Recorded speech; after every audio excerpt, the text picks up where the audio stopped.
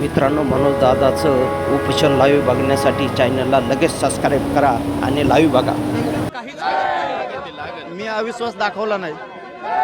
मी म्हणतोय ते येतीलच, पण मी माझ्या भूमिकेवर ठाम आहे. शेवटी मला माझा समाज आणि माझ्या समाजाचे लेकरं प्रिय आहे.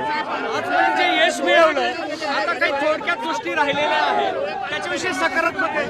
डोळ्यात मला याच्यासाठी पाणी आलं की माझ्यावर माझा समाज किती प्रेम करतो ती हुंका दाटून आला मला. इथं अंतरवाली पूल केली, येऊ नका म्हणलं तरी पण.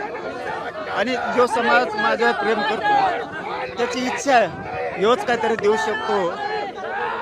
मग ते मला त्या लेकरांसाठी मरणं सुद्धा माझी जबाबदारी आहे. सरकारने ठरवायचं गोळ्या घालून मारायचं का उन्हात तरपडून मरू द्यायचं, पण मी नाही हटत.